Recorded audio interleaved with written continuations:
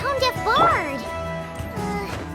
Apparently, he wants to hear all about our adventures in Notcry. Maybe we can get some tasty treats out of him in return. Come on, let's go to Star Snatch Cliff.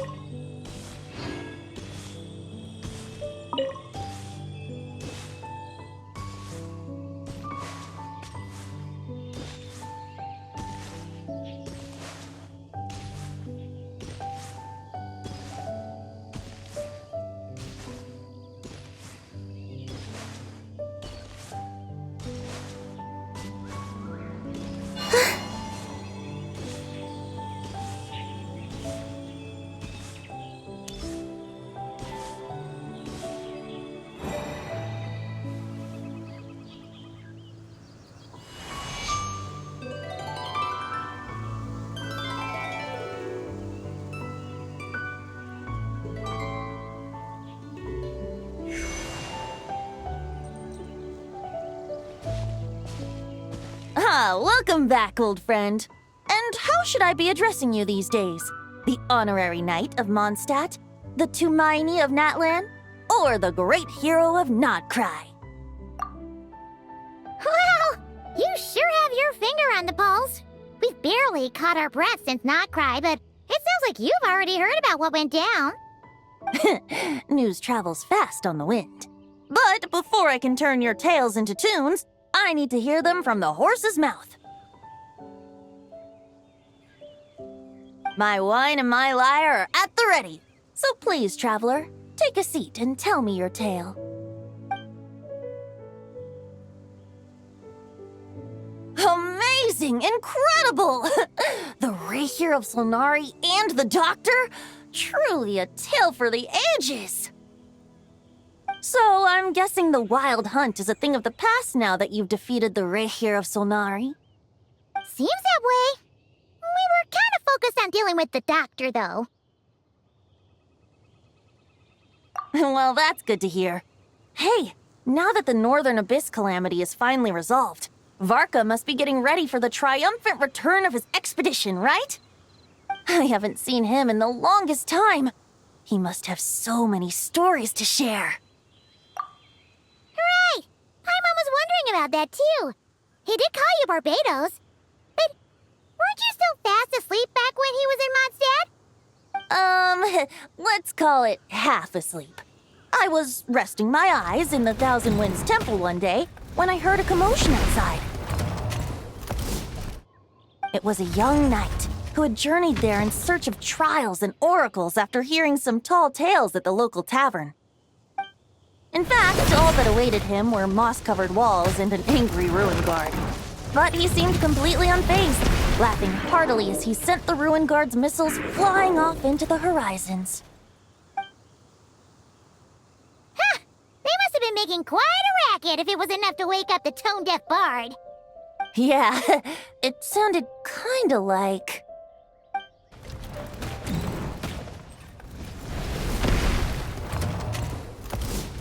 Hey! Is that all you've got? Whoa, bring it on! like that.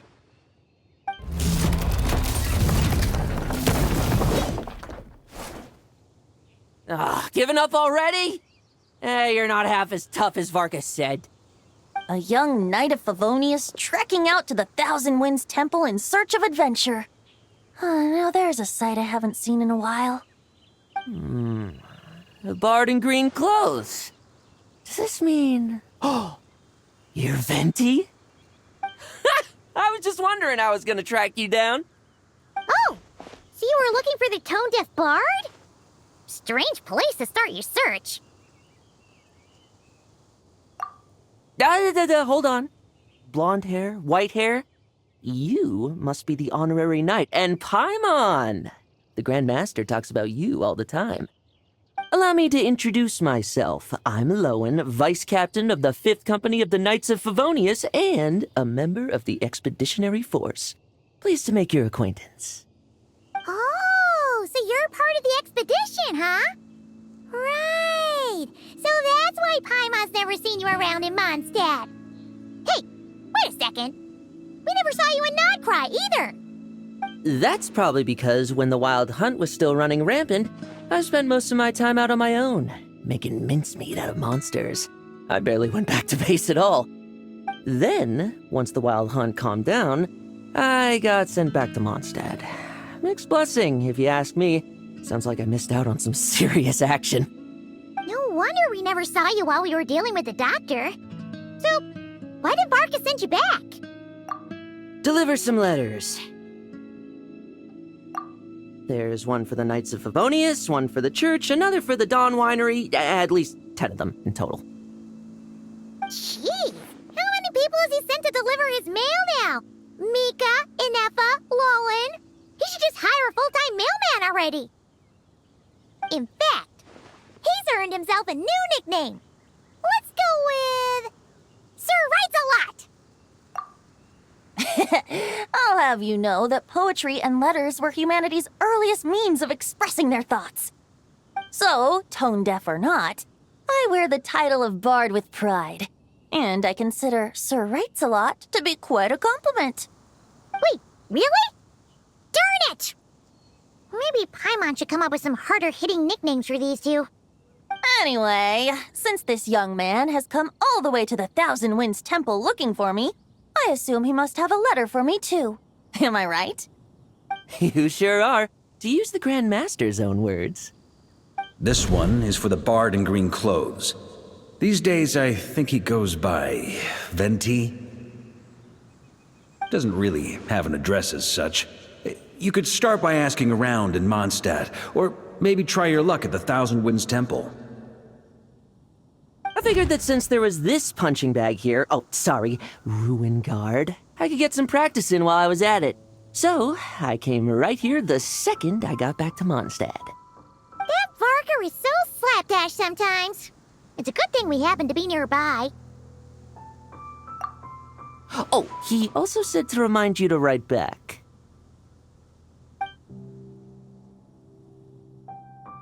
Nothing in particular.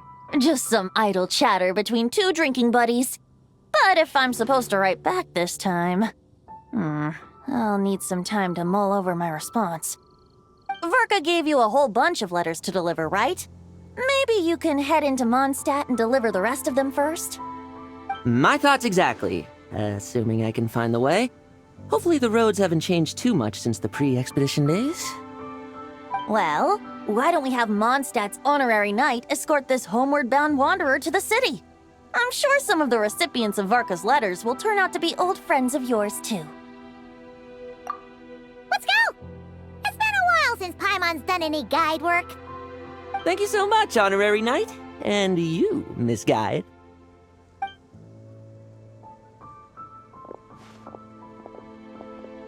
The Abyss, the Wild Hunt, Andreas. Get home safe, Varka.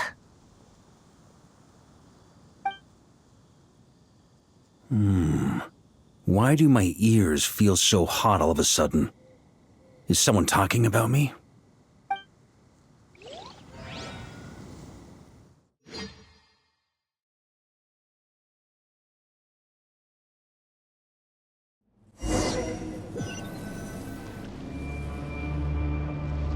Surely there's no way anyone found the secret stash of cash in my office. That would be terrible. Grandmaster, bad time to get distracted. Watch out! Enemies approaching! Huh? Oh, it's just a few stragglers. They're no real threat to us. This expedition is almost over. We just need to deal with these final few targets, and then... we will make our triumphant return!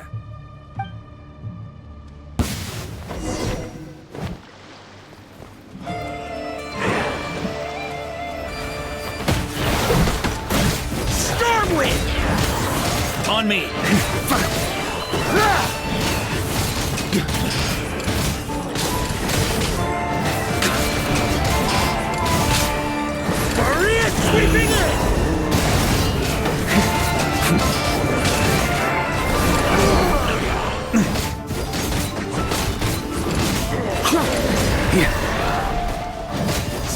win!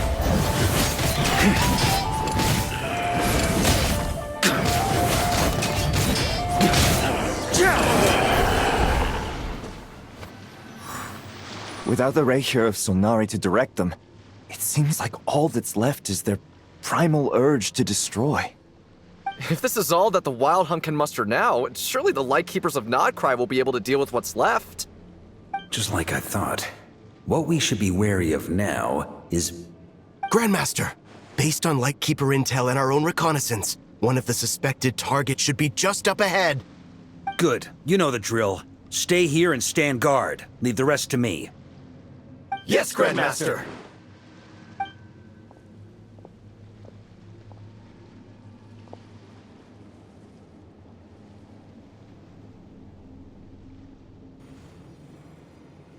We meet again, Andreas.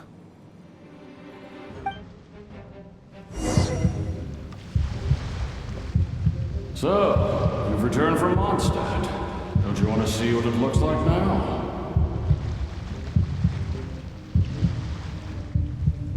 I was planning to take a look around there myself. Perhaps you could be my guide. What's this? An echo from 1,000 years ago?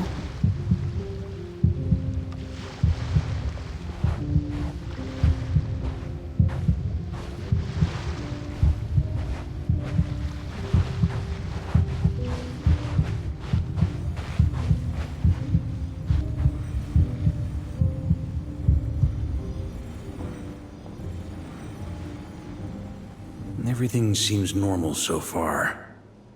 Here's hoping I'm just overthinking things. There are 2 other places to check.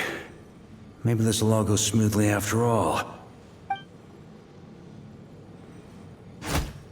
It's your turn, my friend. Come, Andreas!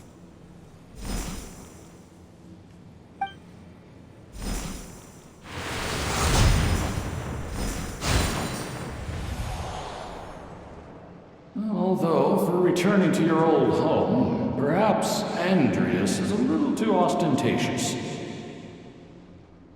Might be better to go by... Boreas. Huh? Injustice. Corruption.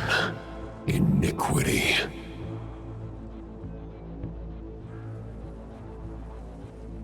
Is the surface world still as wretched and foul as ever?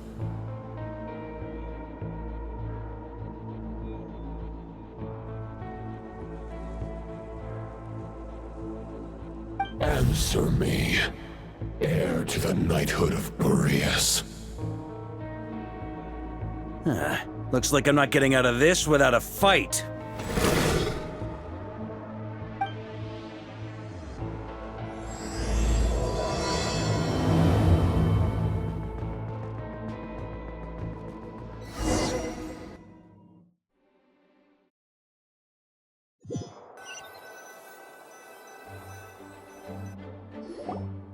That's where things stand with the expedition. The victors will be returning home soon, so make sure to stock up on wine for the celebrations. P.S. I hope everyone's keeping up with their daily training. I'll be testing you all when I get back to make sure no one's regressed. P.P.S. I wrote individual letters for each and every one of you. Don't forget to write back. That's all. Everyone gets one? Wow! Sir writes a lot is really living up to his name. I guess the Grand Master must have something specific to say to each of us. Even I got a letter, and I'm not a real knight yet. Jean? Oh, yes. That's our Grand Master for you. By the way, anyone know where I can find the cavalry captain? I have a letter for him as well. You mean Kaya? He said he was meeting a friend from the church at the Angel Share. Allegedly for work. Said he was exchanging intel. But I'd say there's a 50-50 chance he's just there for a drink. Paimon, Mom bets there'll be lots of familiar faces there. How about we deliver Kaya's letter? And these are there too as well! Really? Oh, that would be a great help, thank you. Our thanks to you too, Lowen. The other knights will help distribute the remaining letters. You've had a long journey. Please go get some rest. Great, but I won't be resting just yet. I have one last letter to deliver to Wolvendom. This one, I was planning on delivering personally. I heard that another challenger recently passed Boreas' trial.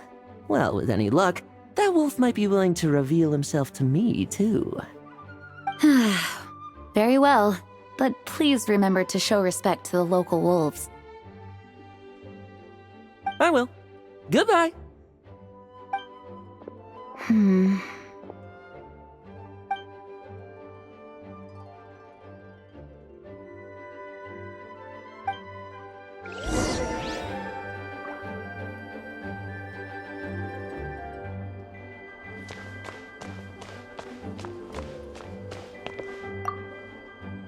Grandmaster offered lots of advice in his letter regarding my recent assessments.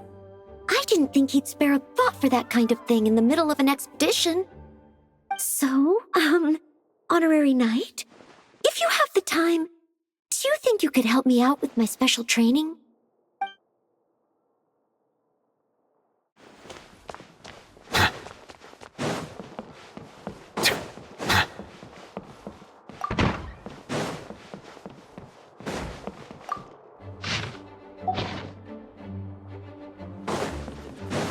And refrain from making a racket. Ah, the Grand Master.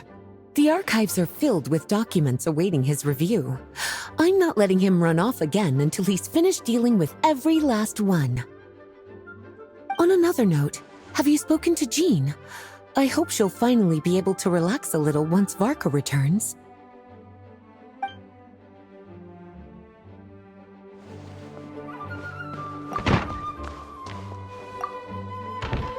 Okay, we'll deliver these letters to the Adventurers Guild and the Cat's Tail. You can just handle the ones for the Angel Share. The expedition is finally wrapping up. Oh, I hope the maps I made on our way there are good enough to get them safely home.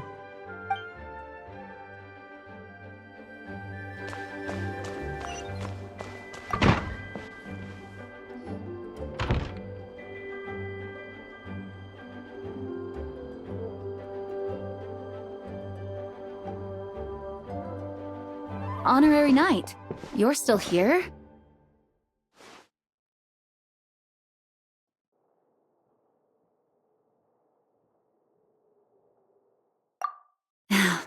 Is it that obvious?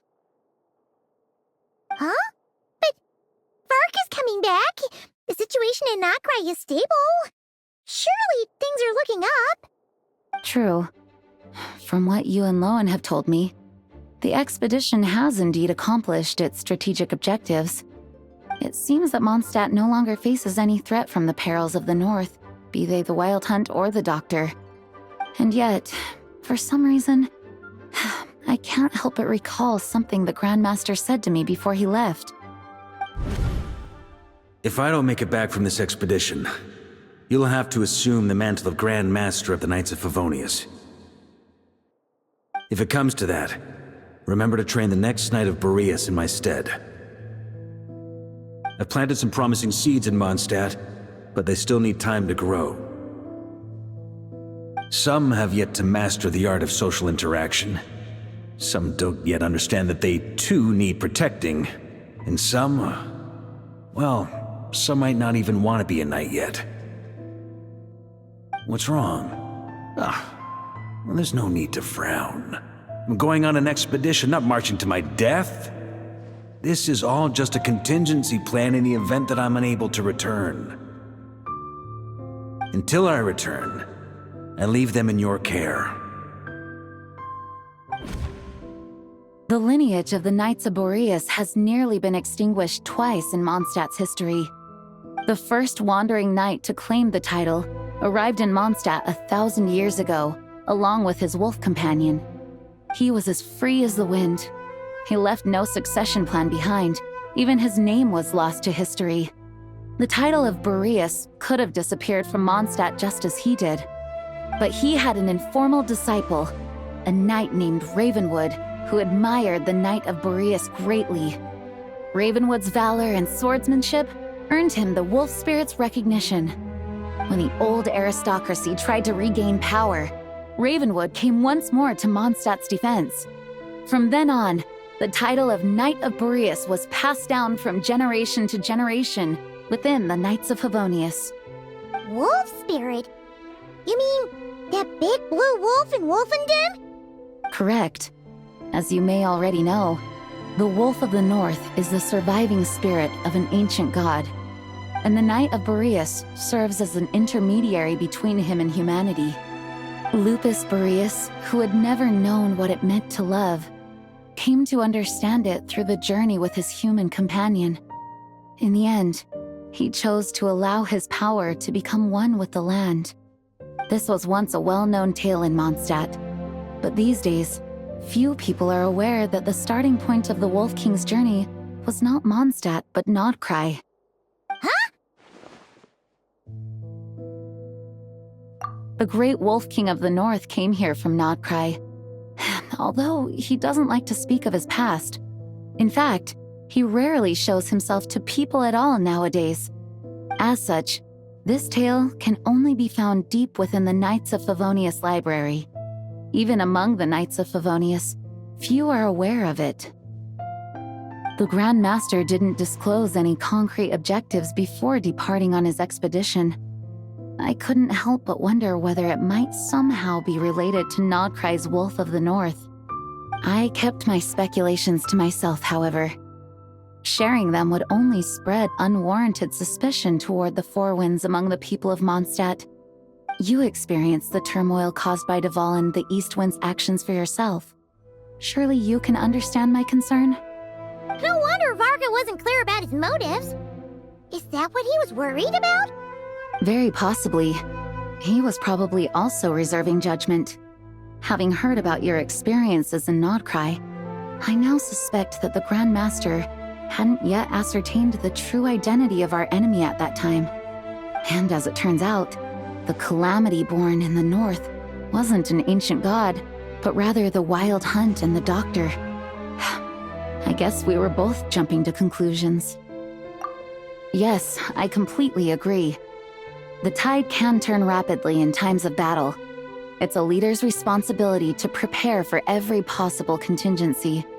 Even if his contingency plan never needs to be put into action, I'm sure the Grand Master is relieved to know that it's in place.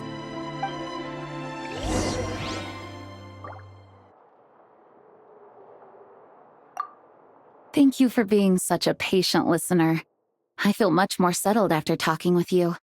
If you have any spare time, would you mind stopping off to say hello to the other knights? I'm sure they have all missed our honorary knight just as much as I have.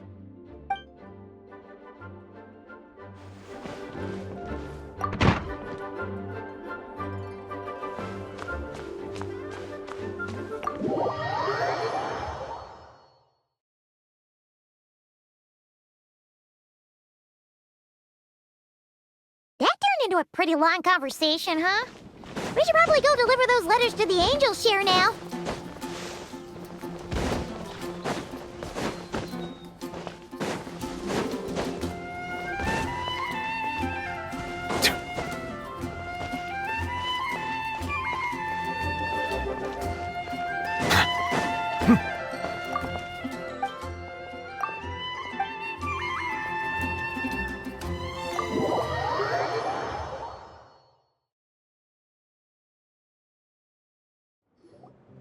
When you're mixing drinks in hot weather, start by pouring in cold water and add ice cubes.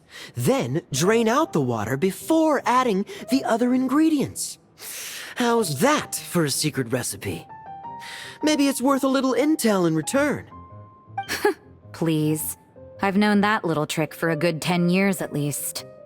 You'll have to offer something a little more substantial if you're serious about trading. I know there's no one else in the tavern right now, but do you two really need to talk so loudly? Especially if you're supposed to be exchanging confidential information. Kaya! Rosaria! we'd find you here. Looks like it's about to get even noisier. A little liveliness never killed anyone. Traveler, Paimon, what brings you our way? Please allow me to once again express my sincere condolences regarding your late father and the incident with Eric. We make absolutely no excuse for his crimes. I hope you will give some serious consideration to the question I asked you before I left, though I'm sure you're tired of hearing me ask by now. The Knights of Favonius will always welcome you. From the look on your face, I'm guessing the Grand Master is still refusing to drop it? He nags like an old man. It's hardly surprising. Huh? Drop what? What's this about? Nothing, really. Before leaving on the expedition, Varka came here to chat with me over a drink. I failed to avoid him. He, asked me if I'd consider rejoining the Knights of Favonius, and I declined. He expressed his regret about everything that happened, and asked me to reconsider. That's all there is to it. Yeah, right. Sounds like you skipped a lot of details. There's clearly more to it. Whatever details I chose to omit are in the past. Dragging them back up now serves no purpose. You say that now, but back then, you couldn't let it go.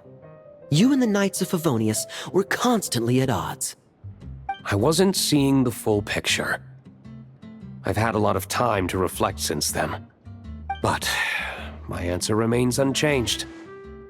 I'm not rejoining the Knights of Favonius. Both the Grandmaster and the acting Grandmaster are too upright and honorable. I can't see the shadows that lurk beneath them due to the size of the organization they lead. They need someone on the outside to keep watch vigilantly. If I had a Mora for every time I've heard you repeat that argument. I actually don't disagree with the first part of what you said, but don't you think someone can keep tabs on things from the inside? When you join an organization, you're bound by its rules, no matter how free it may seem on the surface. You think so? Never mind the Knights. Have you honestly ever been bound by the rules of the Church? Good question. Have you considered that maybe that's why I chose to join the Church and not the Knights to begin with? Are they arguing or not? It's kind of hard to tell. Oh, kind of like the contingencies Jean was talking about. The more ways they have to protect their home, the better. Huh? Traveler?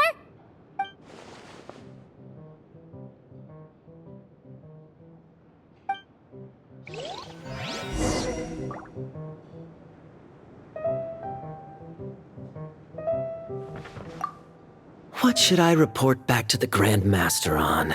Let me think. Public order inside the city, monster activity in the wild. Oh, and a review of the latest vintages. I think I'll leave it at that.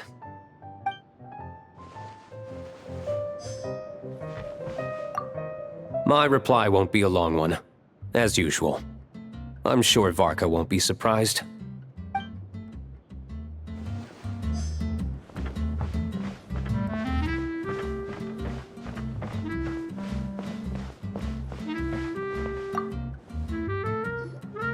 If you hadn't had to deliver that guy's mail, you wouldn't have been subjected to all this tedious arguing.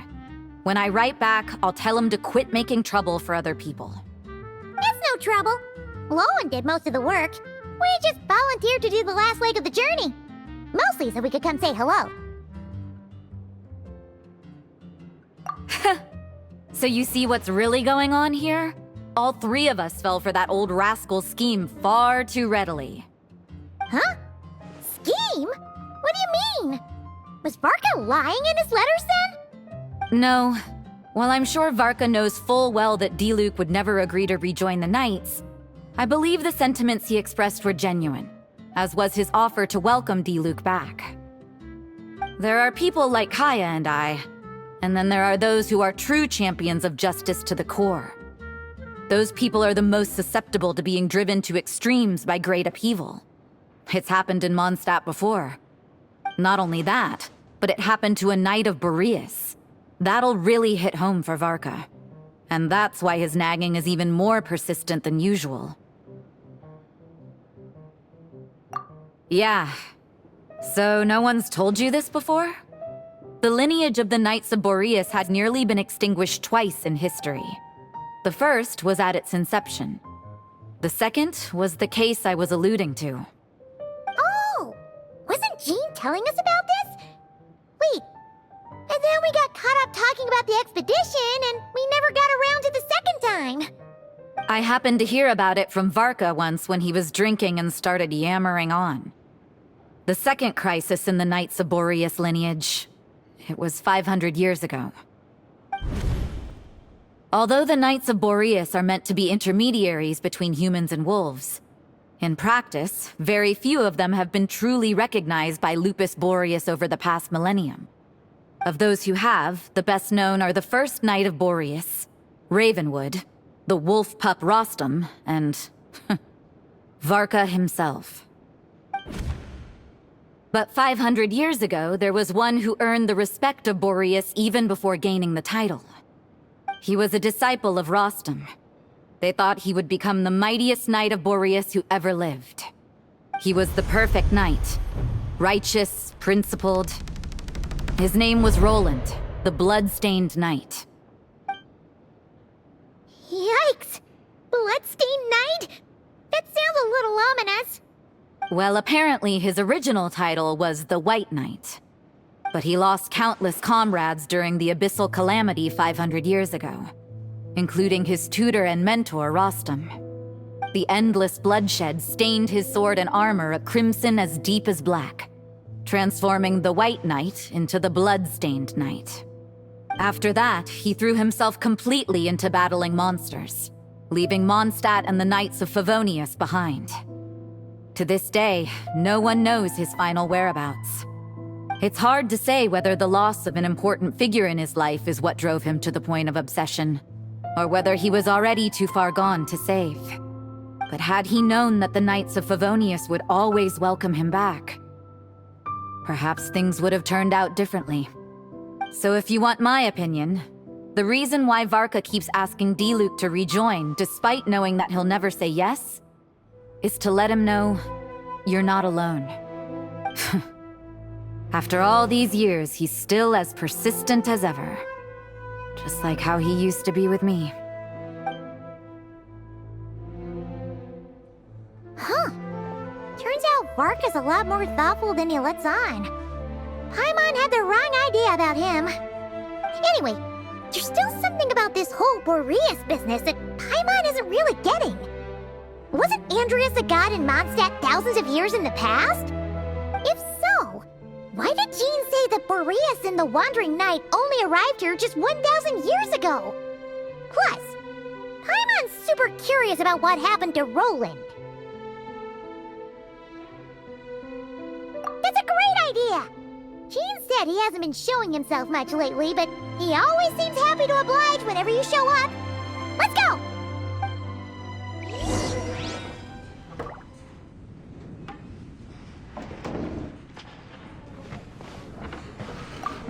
What should I report back to the Grand Master on? Let public order inside the city? Monster activity in the wild? Oh.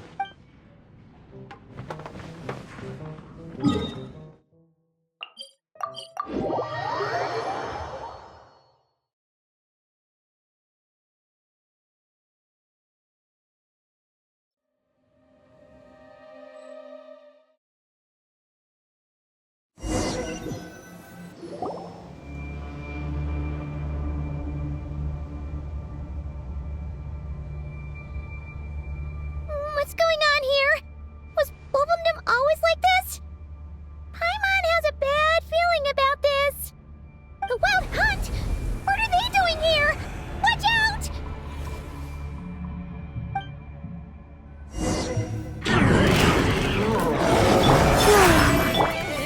Gather!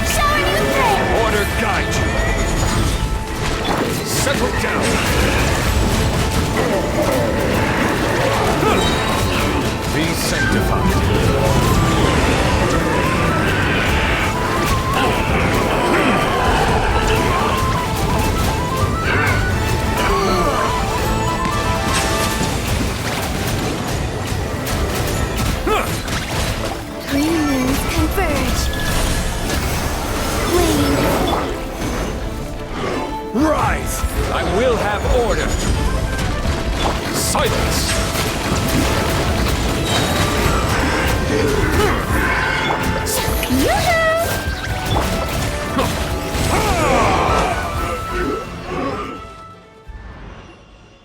Oh, are you all right? Oh no! What now? There better not be more wild hunt monsters!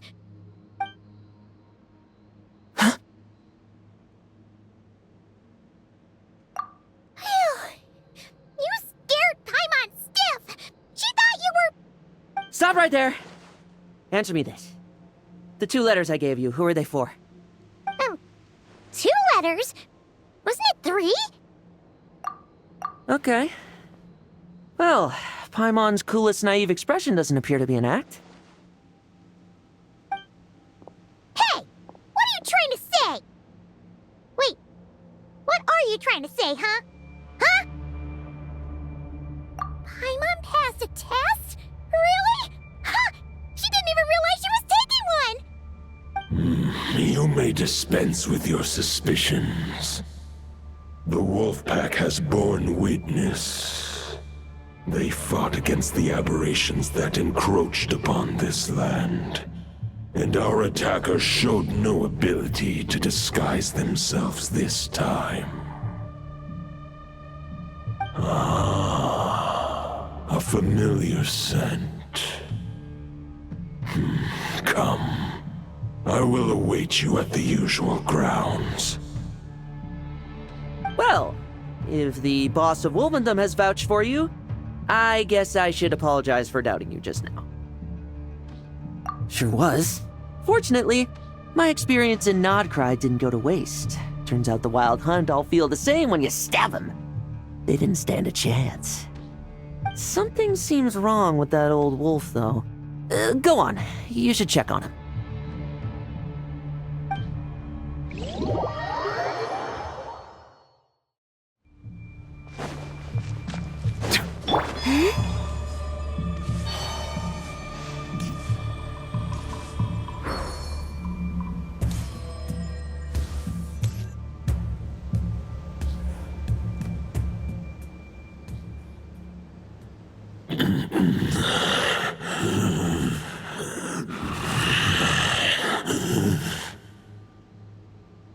Lupus Boreas, not injured. Why so weak? Am I not strong enough?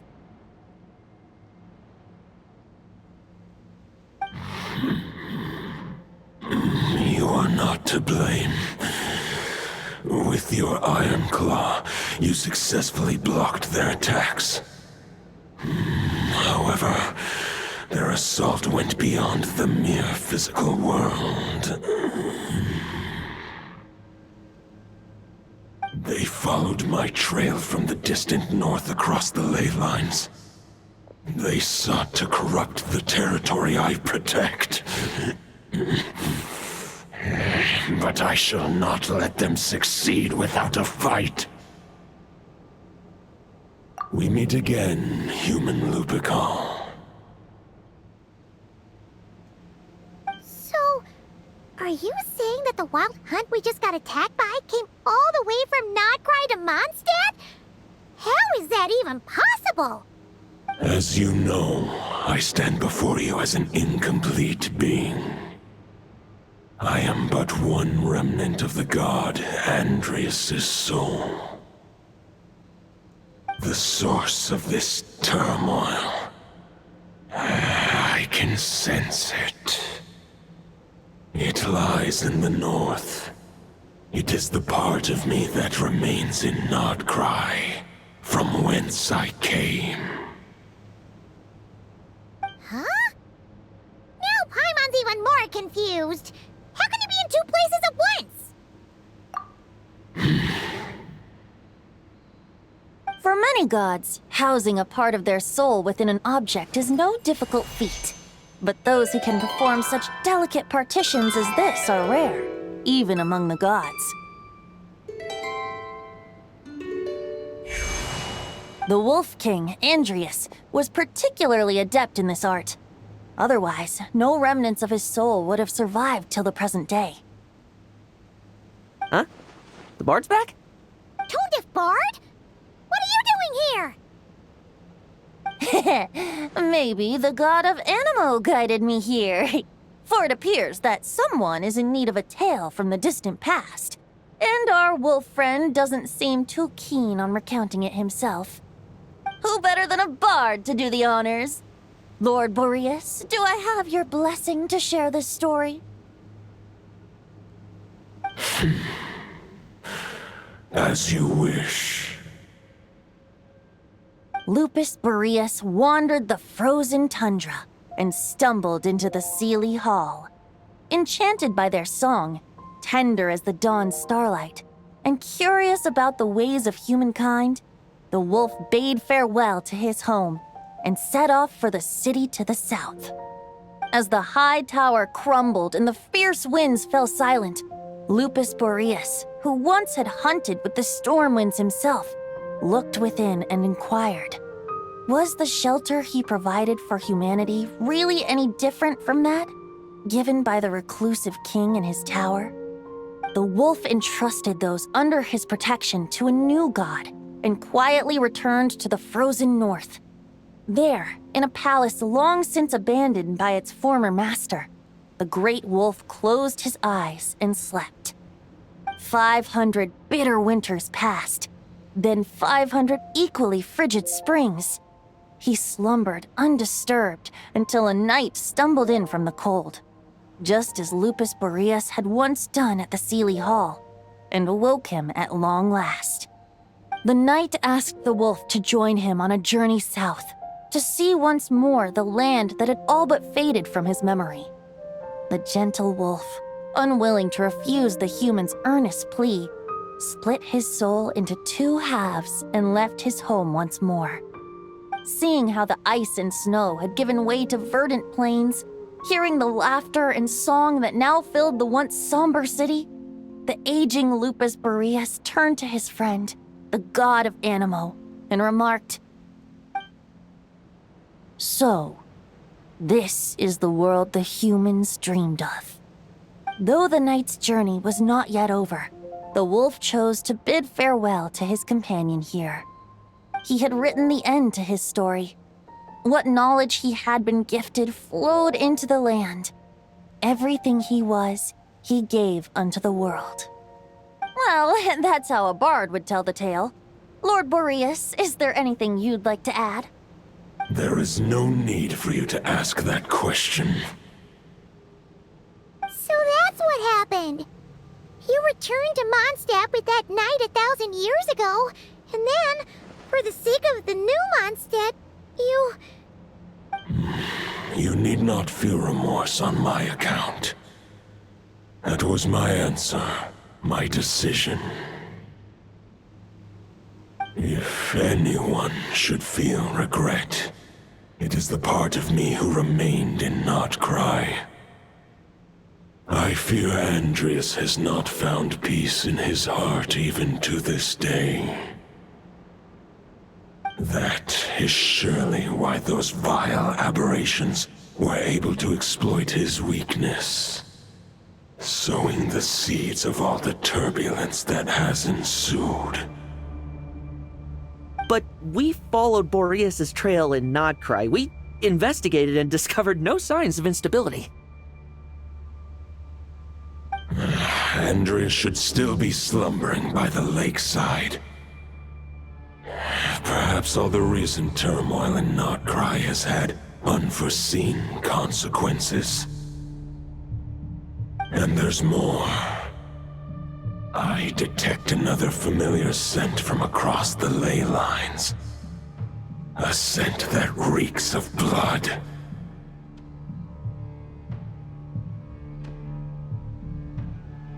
Oh, the White Knight who became the Bloodstained Knight?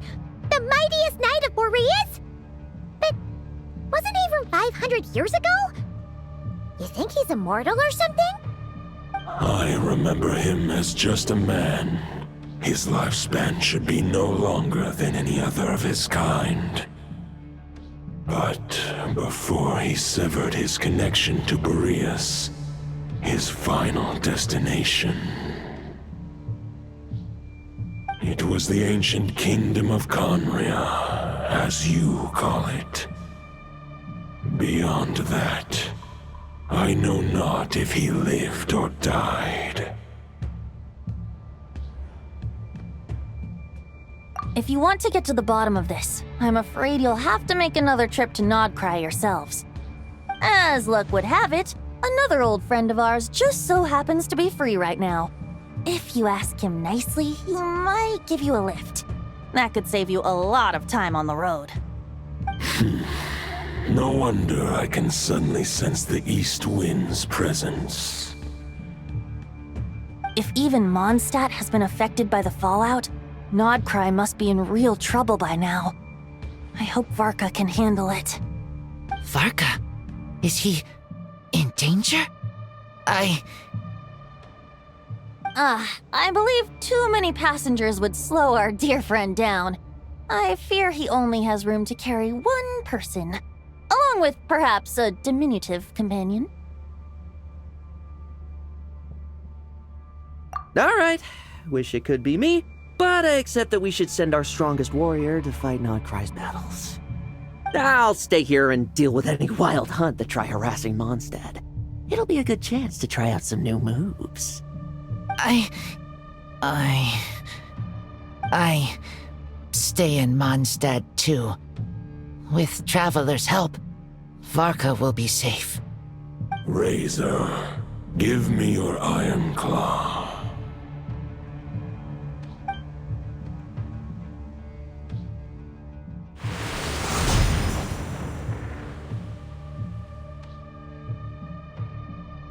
Golden-haired traveler, give this token to the current knight of Boreas.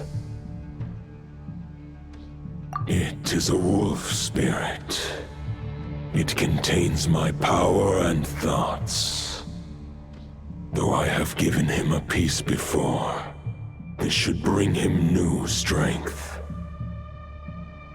The Dominator of Wolves once bestowed the power of his soul upon his pack, strengthening their hearts and sharpening their claws and fangs.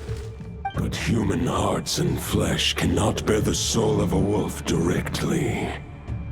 It would be akin to forcefully merging a human and a wolf into one being. They would descend into chaos.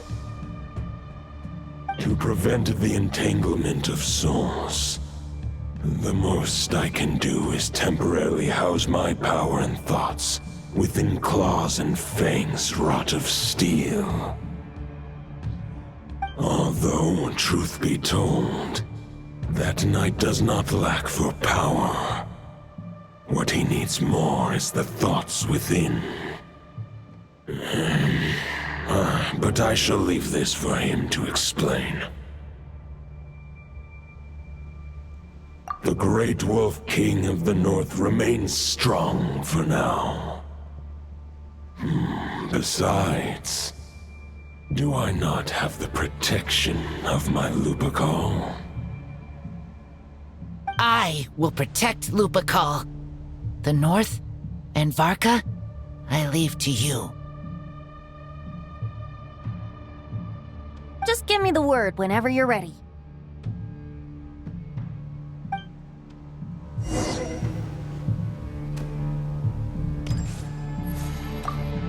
I can read Varka's letter. I will try my best to write a reply. A wolf's claws make poor instruments for writing human words. But that token will suffice to convey my thoughts.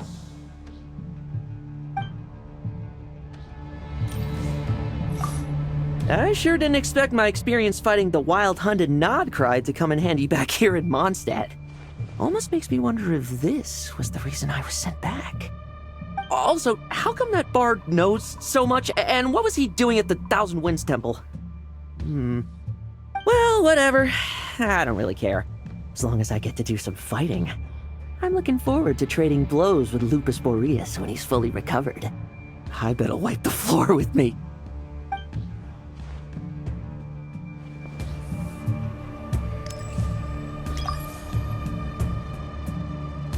Any questions before you set off?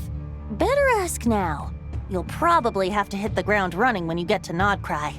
The root of this turmoil lies with the remnant soul that Andreas, dominator of wolves and god of the North Wind, left in Nodcry.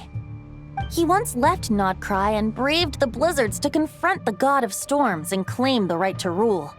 Yet even as the tower fell, he chose to abandon his claim.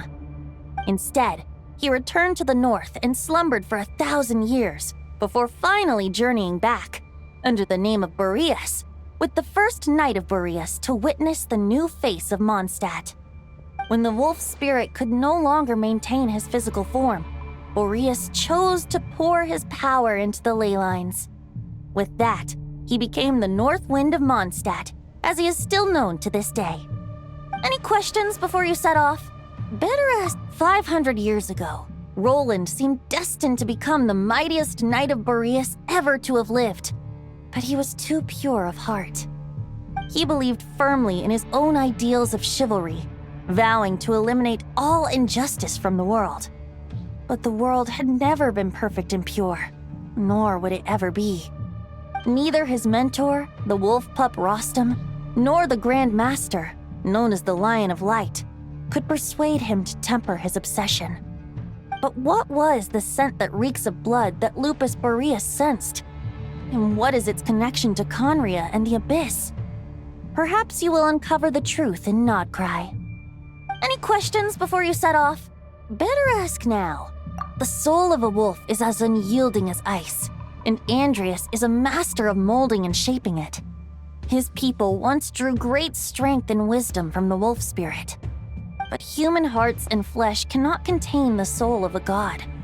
Attempting to place the wolf spirit in a human vessel would slowly devour their sense of self, even if Lupus Boreas did not intend for that to happen.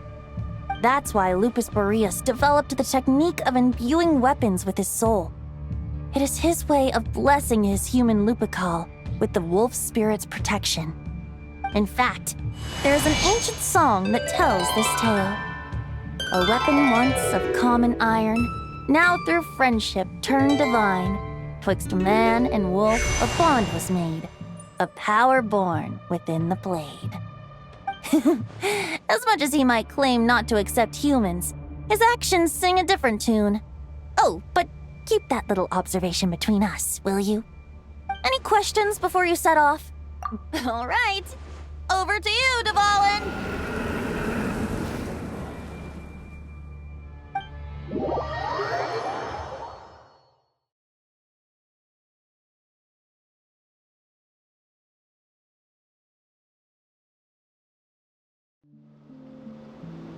The Knight of Boreas awaits below.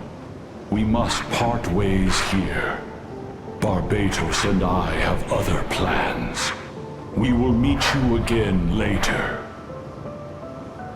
All right. Hey, wait. How are we getting down?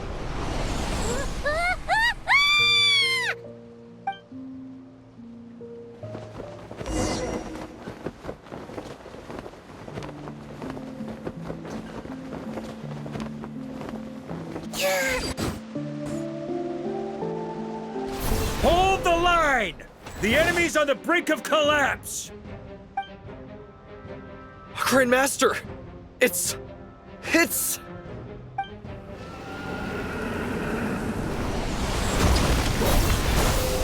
Haha! Reinforcements! It's about time! And I'm on too!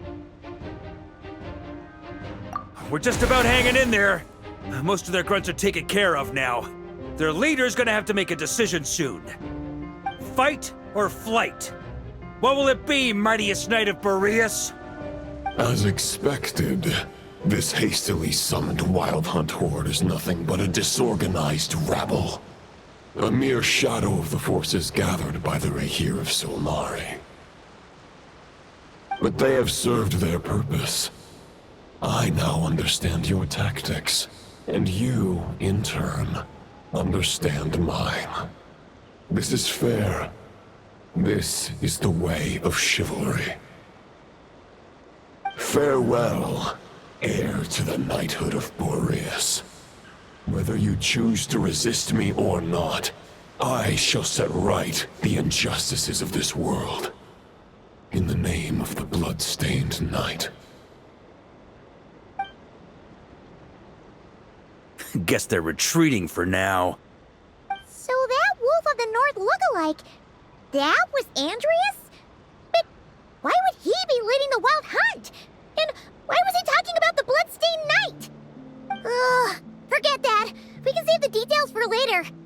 He was the enemy boss, right? Are we just gonna let him get away? There's no point chasing after him. We've crossed blades already, and it ended in a stalemate. Right now, there's nothing we could do about him. True. We're still not certain of his true identity, but whether he's a god corrupted by the Abyss or a legendary knight, killing him might be just about possible, especially now that you're here. The difficult part is, we can't kill him right now. Huh? What do you mean? Is he immortal or something? No. Judging from our skirmishes so far, I don't think he's got any special abilities of that caliber. Nor does he have the ridiculous level of power wielded by the Five Sinners. But, compared to Rerir, our current foe clearly has a better understanding of how to exploit Nodcry to his advantage, particularly when it comes to Andreas' remnant soul.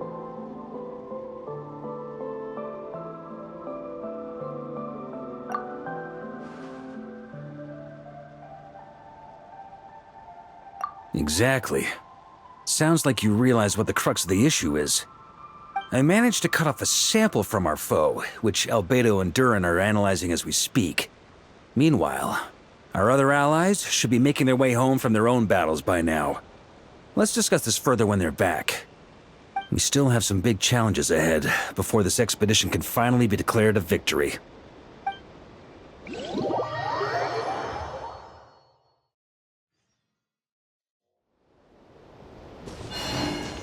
The meeting's probably gonna be in the biggest tent, right?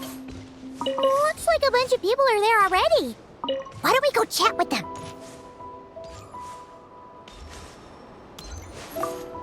Hey, good to see you again. Oh, Boss Sneff asked me to pass on a message. She went to see Lauma and Columbina at the Frost Moon Scions. Apparently, there haven't been any changes to that space the Rahir of Solnari's in. That means the recent wild hunt attacks have nothing to do with Rerir, right? Whew, that's a relief. Paimon doesn't fancy facing him again. They're keeping a close watch on it just in case. With so many moon experts on the case, we're in pretty safe hands, huh? Oh yeah, Lauma and Columbina asked me to pass on a message too. Focus on the enemy you are facing. The moon will protect you all. Huh, you know something? These Knights of Favonius are paying me a pretty nice sum to deliver a few simple messages. Oh, Varka's a generous guy.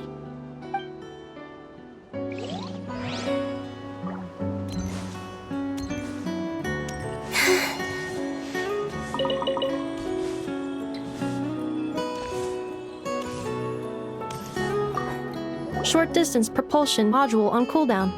15 minutes until next departure. Switching to chat mode. Hello there, Paimon, Traveler. Varka placed a sizable order with the Clink Clink Krumkake craft shop. Aino is hard at work producing the strategic reserve, while I am handling the deliveries. Secondly, I am also here to attend the meeting in her place.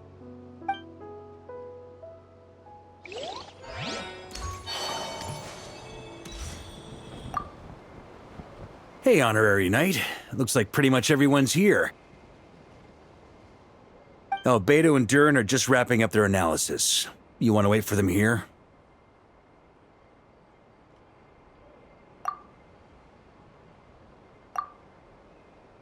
That works too. All right. You keep gathering intel.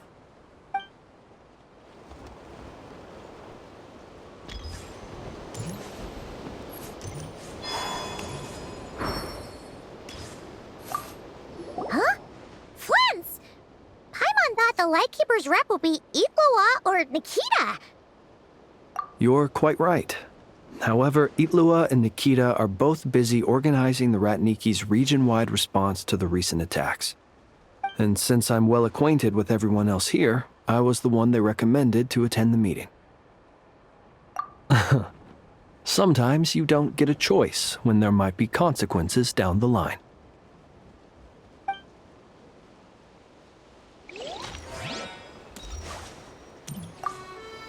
Hey, Honorary. Beto and Durin are just wrapping up. Great. While we're waiting, could you update me on the situation in Mondstadt?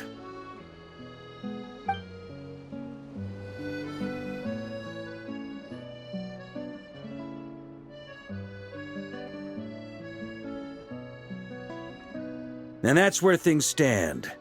The Wild Hunt is no longer under the Reikir of Solnari's control, but it has been reborn from the ashes and is now launching widespread attacks. Intel from the Frostmoon Scions and the Curatorium of Secrets corroborates this. No disturbances have been detected in the space where Rere resides. What we are facing here is a completely new foe. Summarizing current situation. To confirm, the present leader of the Wild Hunt is the creature resembling a wolf. Andrius, god of the North Wind. More precisely, it's the external will that has seized control of Andrius' spirit, namely Roland, the Bloodstained Knight. Whoa, whoa, whoa, whoa. Hold on. I'm completely lost.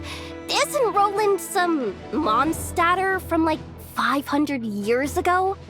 How'd he suddenly get wrapped up with a god from 1,000 years in the past and the present-day Wild Hunt?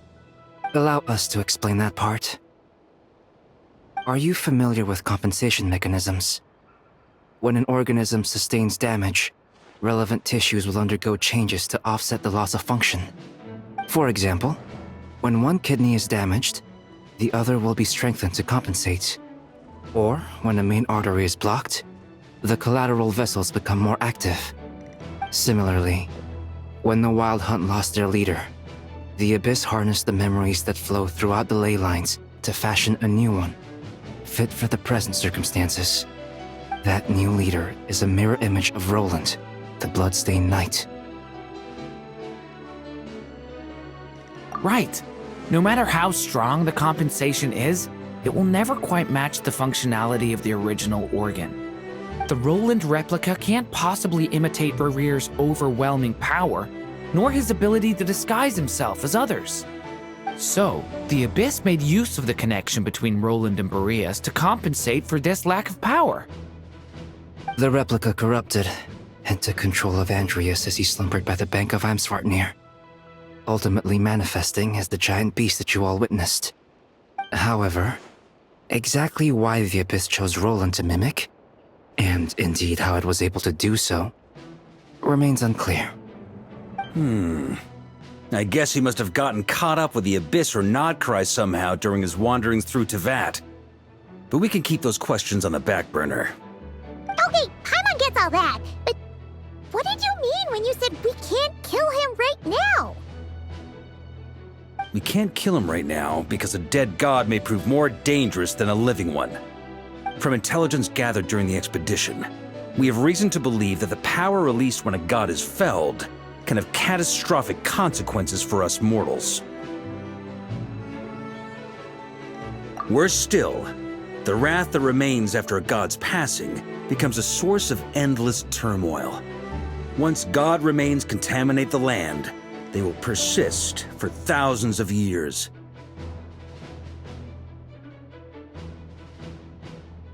This land has already been ravaged by the Wild Hunt. If we add god remains to the mix, it'd be like adding salt to an open wound, placing everyone who lives here in perilous danger. Query. While I can indeed find records of disasters caused by god remains in my database, there also appear to be cases of gods dying naturally with no ill effects. In that land, the passing of the Pyro-Archon's flame is a common occurrence throughout history, and even the part of Andrius who remains in Mondstadt has experienced death once before, has he not? Great question. Glad you asked. Honorary Knight, you said Lupus Boreas gave you a token to pass on to me? Please, present it now. Should help explain things faster.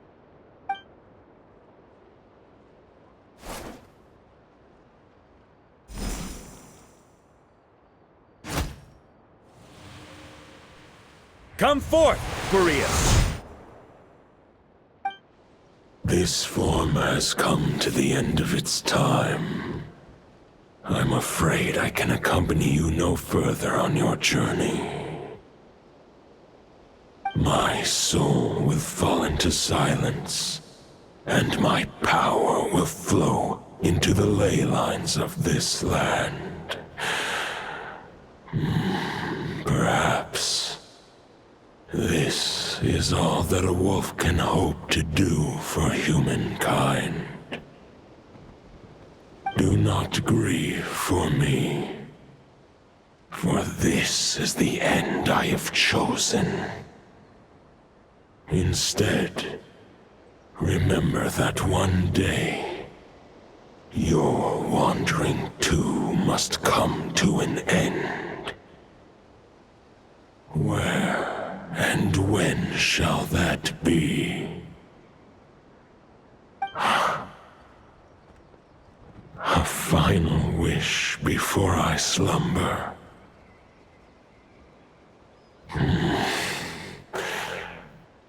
Sing me a song. That melody you so often hummed in the taverns.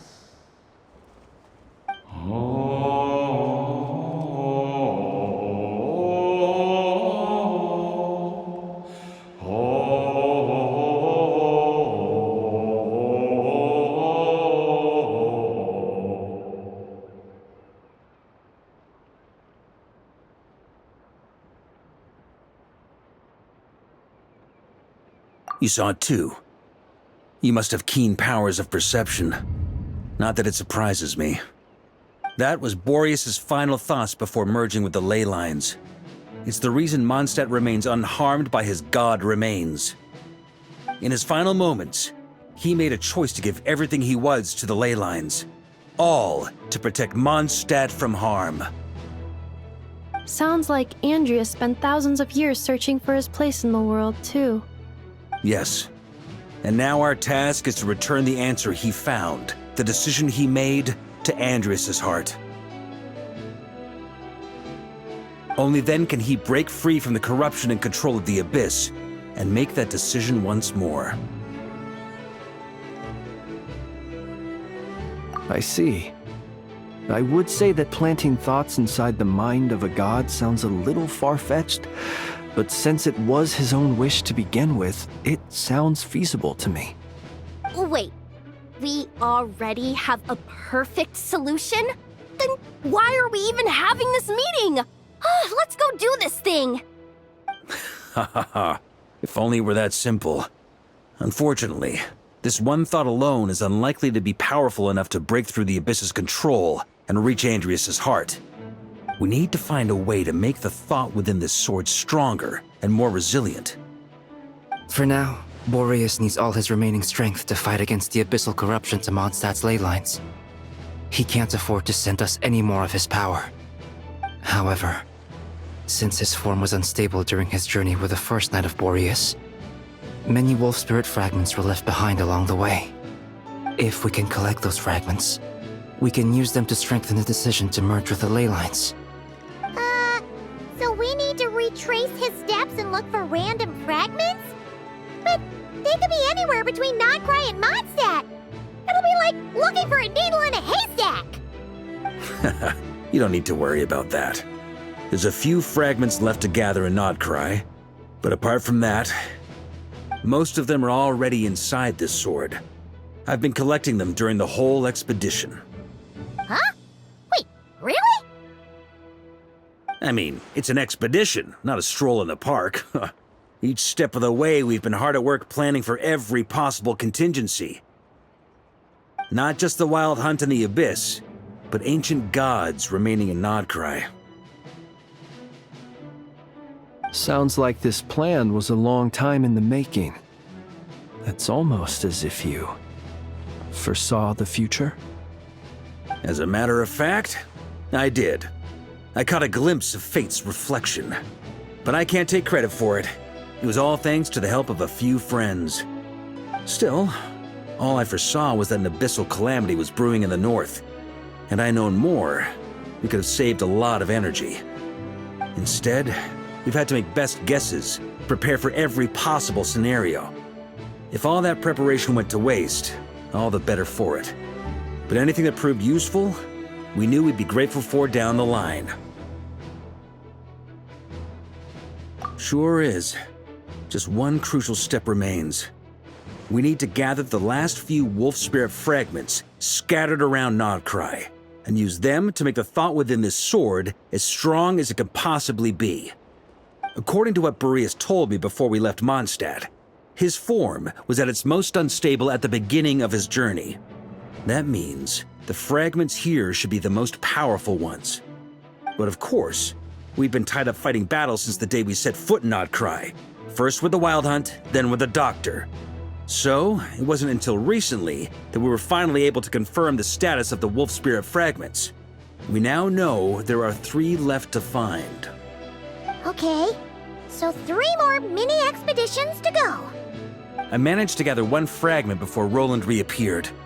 I also have a confirmed location for the second, which I'll take care of in short order. As for the 3rd fragment, we've identified a general search area to focus on, but we'll need all hands on deck to pinpoint the exact location. The final snag is that since our foe is a replica of Roland, he too will be aware of Andrias' history. He's sure to try and sabotage our plans by any means at his disposal. So everyone needs to bring their A game. With our foe being from Mondstadt, it's our duty as Mondstadters to defeat him. And since the Wild Hunt is involved, the Lightkeepers will provide their full support. The Clink Clink Crumbcockgate craft shop will also help in any way we can. So what do they need me here for? Wait, I think maybe I signed a contract at some point. Didn't exactly scrutinize it though. I mean, who actually reads those things anyway, right? Ah, great. Knew I could count on you all. Lastly, our friend from the Curatorium of Secrets will provide intel and relay battlefield communications. Looking at you, Yehoda. So, you'll be darting back and forth across the battlefield, dodging the Wild Hunt and the shadow of an ancient god. I'm impressed by your courage, Miss Yehoda. Rating for Yehoda updated. Higher quality ingredients will be used to prepare your future meals. Darn it! I should have known this payday wouldn't come that easy. I'll deal with the second wolf spirit fragment, which we already know the location of. The moment you make any progress with Fragment 3, be sure to give me an update. Traveler, could you join me in retrieving Fragment 2? I have a feeling that your unique constitution might come in handy. All right, time is of the essence. Let's move out, people. Dismissed!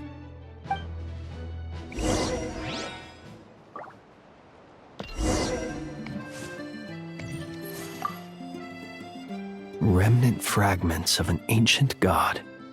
Thoughts stored inside a blade. Maybe I'm overthinking this, but I suspect there is more to Mr. Varka's plan than what he's revealed to us so far. Then again, the enemy can harness the Wild Hunt to spy on us wherever we go. As our commander, I'm sure he has his reasons for choosing not to tell us everything.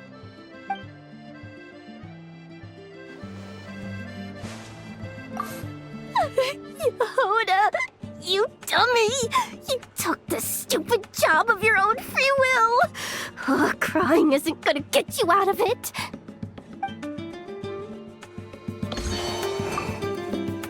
Speaking of contingency plans, I now recall that Varka also made a contingency plan when he asked me to deliver that letter. Perhaps I should ask Aino to prepare some additional backup modules for me.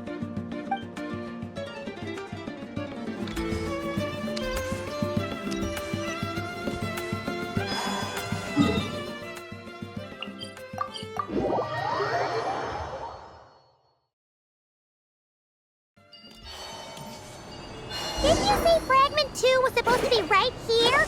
Where the heck is it? Seems like we've run into a slight hindrance. Can I leave this to you, Honorary Knight?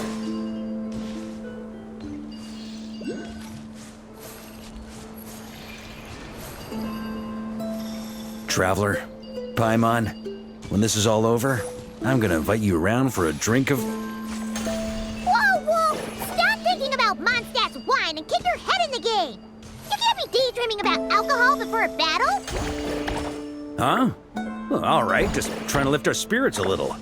You want to see some photos I took of me and the knights before the expedition, maybe? Is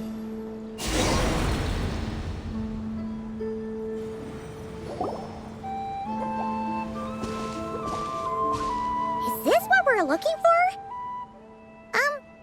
What do we do with it? I once got Boreas to explain to me how he stores his soul inside objects. All I need to do is transfer it to my sword. Just like back at the camp, but this time, you'd best step back a bit, just in case.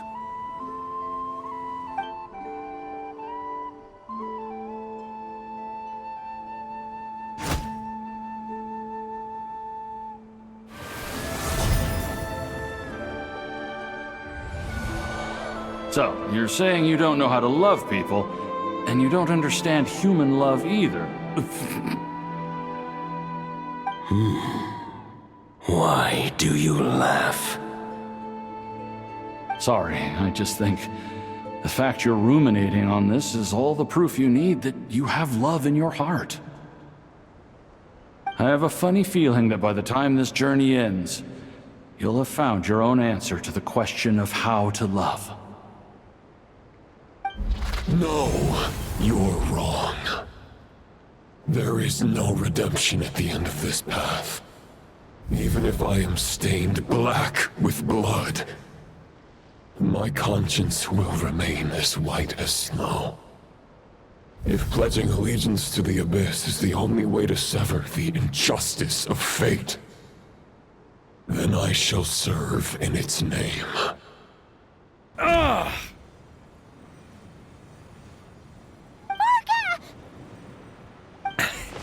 Oh, sure enough, this place has been corrupted by Roland's will. Whew. I'm fine. I was prepared for this. It wasn't enough to pose a serious threat. We got here just in time. The fragment hasn't been fully corrupted yet. Assuming we can undo the damage, it should still be usable.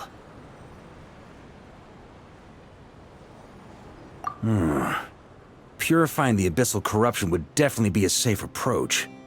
But that's not the only reason I wanted you to come. Could you try reversing the corruption? Not purifying it, exactly, but separating out the Roland part from the wolf spirit.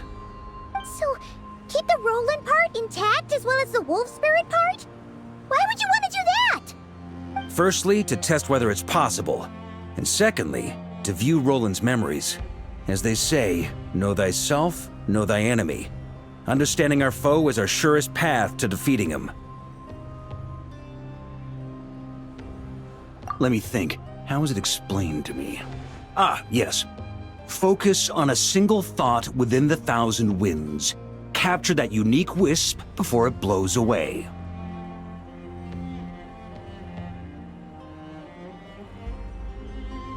Ha ha ha ha! Actually, neither do I.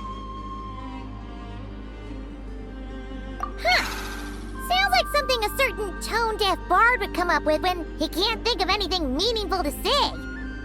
Wait, don't tell Paimon that's what actually happened. I thought it might mean something to you. Never mind. I'll explain it in more human terms. Traveler, when you were in Natland, you went fishing for ancient names, correct? If I'm not mistaken, the Night Kingdom was like a river flowing with concepts, and you were trying to capture the concept belonging to a particular ancient name. I'm thinking the same basic principles should apply here. Okay, but back then, we had a boat and a net. This time, we don't have anything at all. This wolf spirit fragment is like a puddle compared to the Night Kingdom. No need for a boat. As for a net, this is what I've heard. Thoughts and emotions are like interwoven threads. They can create a net, or they can create a rope. They can separate love from hatred, and they can bind objects and events together. Thought is the anchor for a being's existence, through which emotions are drawn forth. Also, we barely know anything about Roland. How are we supposed to use thoughts to anchor him? Well, maybe you could try this. What is it? It looks old and tattered. It's an unsent letter, written by the wolf pup Rostam, Knight of Boreas, from 500 years ago. It was meant for his disciple, the White Knight Roland.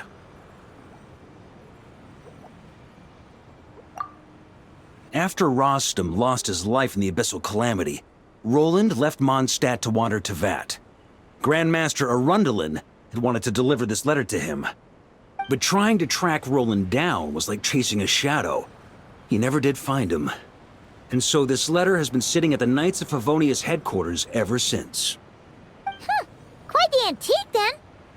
But how exactly is it supposed to anchor Roland? Yeah, I'm honestly not sure. Hey, what happened to Mr. Plans for every contingency? You're just making this up as you go along. What can I say? Some people like to wait till they've got all their ducks in a row before taking the first step, but I prefer to dive on in and plan as I go. I've been doing it that way for the whole expedition. But anyway, don't they say that poetry and letters were humanity's earliest means of expressing their thoughts? Can't hurt to give it a try, surely.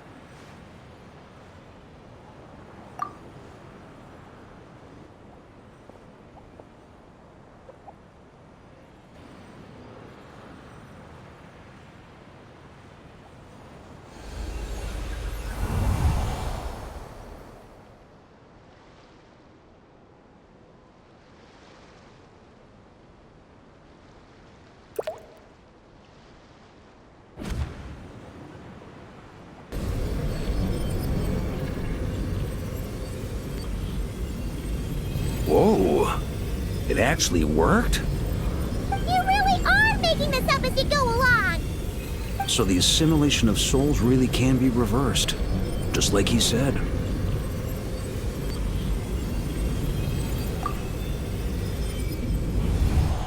If what you say is true, the monsters I've slain, the justice I have sought to uphold, for mortals to escape this tragic fate, there's only one path.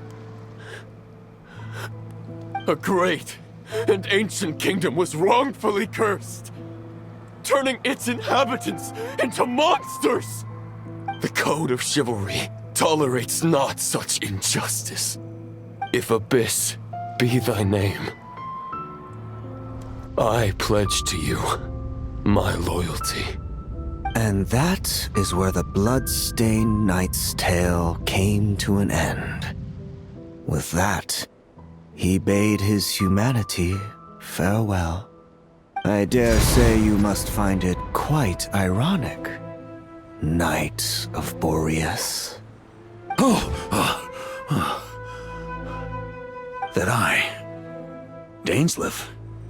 No. Bore a striking resemblance, but that wasn't him. While we gazed into the past, he was gazing right back at us. Could it be? So that's what happened. After leaving Mondstadt and wandering the land, Roland ventured underground and saw a revelation from the Visionary. Once he had learned of Conria's fate, he saw the gods' judgment as the greatest injustice. So he surrendered himself to the Abyss, giving them his knowledge, his power, his everything. That's why the Abyss can replicate him. Uh-oh. Does this mean we have to take on the Visionary this time? I'm inclined to agree. If our enemy could see the future, both the Wild Hunt and Roland would be acting with far more lethal precision. But even without the Visionary's input, Roland still has an intel advantage we can't afford to underestimate. Every minion of the Wild Hunt serves as Roland's eyes and ears. We need to think one step ahead if we want to outmaneuver him. And on that note, I have a plan I want to discuss with you. Well, the fewer people who know, the less likely it is to get leaked. Besides, it wasn't a fully formed plan back then.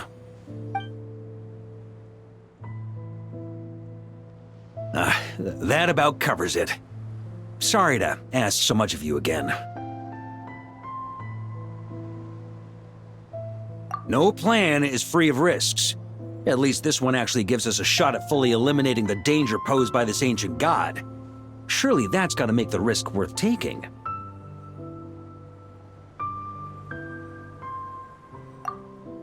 If I fail, Anselm and Albedo can take the reins.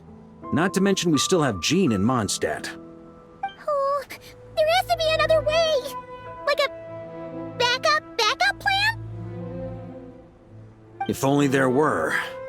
But I don't think our enemy will give us enough time to find one. Hey! Are you guys done here yet? Ah, Yehoda!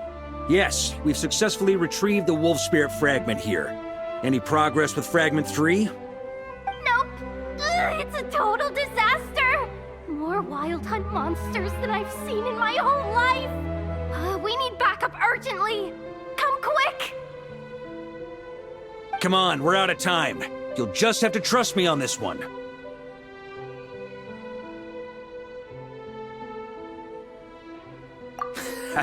What can I say? I'm not the Grand Master for nothing. I'm counting on you, Honorary Knight.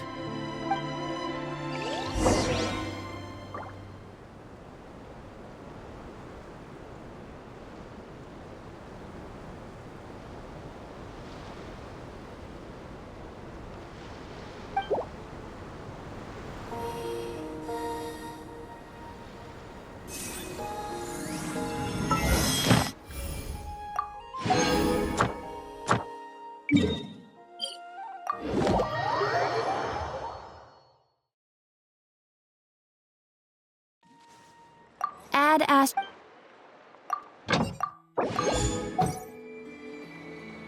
Add Ash. Thank you for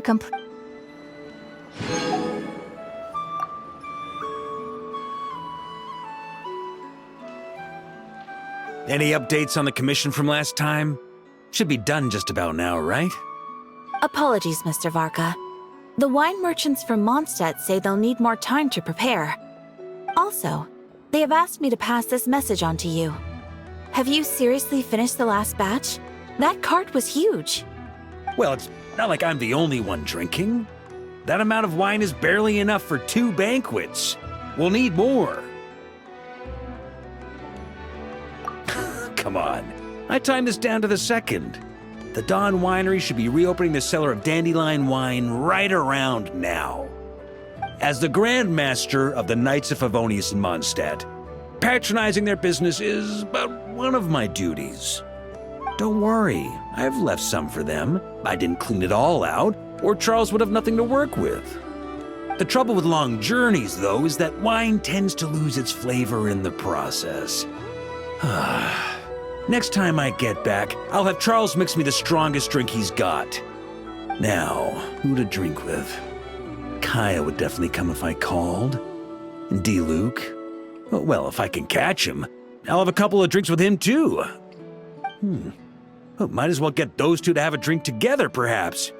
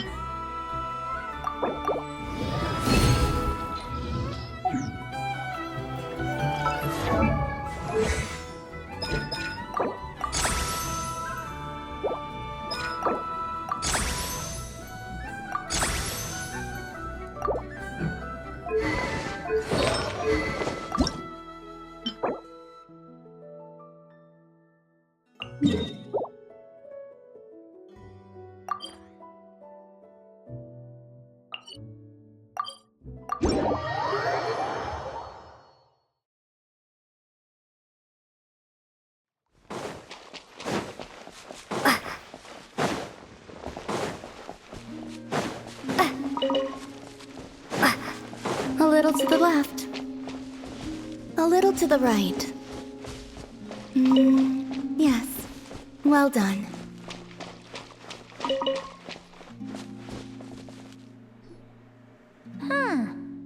The atmosphere is a little unusual today.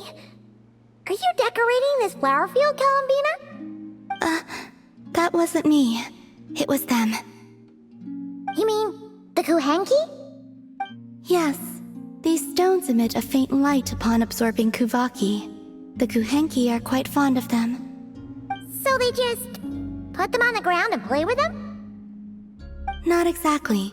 Come over here and look. Huh?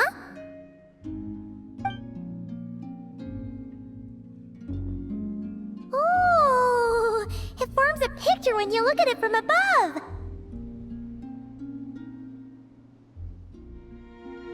That's right. I need to go collect some more. Oh, so you're heading out? Yes, I know just the place. It's graced by the moon, so these kinds of stones are abundant. Sure. Alright, then let's get collecting! We want to see what the finished picture looks like, too!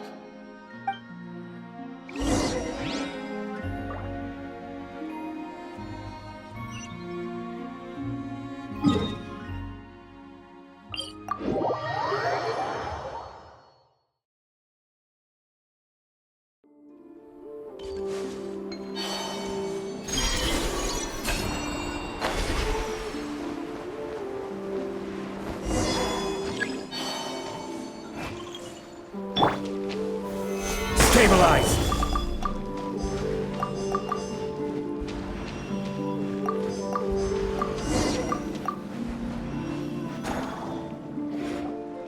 This should be enough, right? Feels like we grabbed a whole bunch. Come on, let's head back. Can't leave that artwork incomplete forever, right?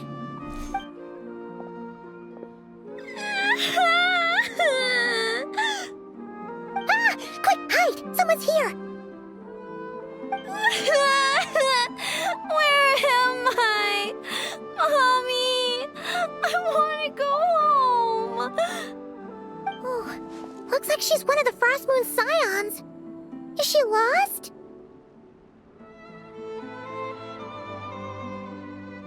You will? Yeah, of course. She sure looks like she needs it. The Frost Moon Scions are deeply wary of outsiders, correct? You have no antlers. The hour is late. What if you scare her off instead? Okay, that could happen, but we can't just do nothing.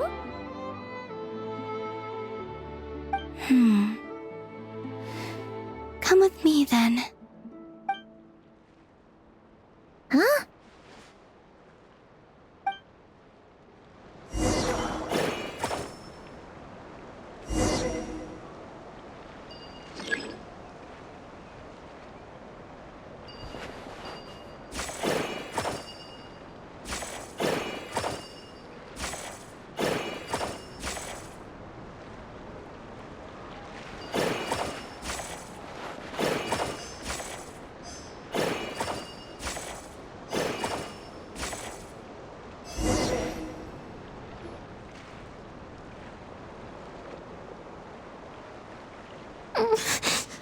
Huh? What's this? It's so pretty. That should do it. And off she goes. That trail of stone should lead her back to the Frost Moon Enclave.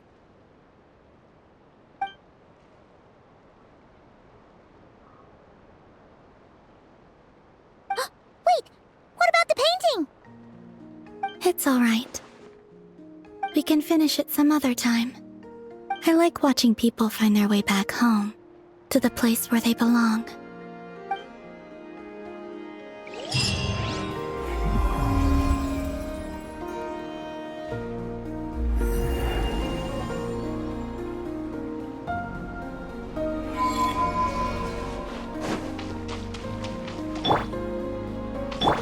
Shower me with praise!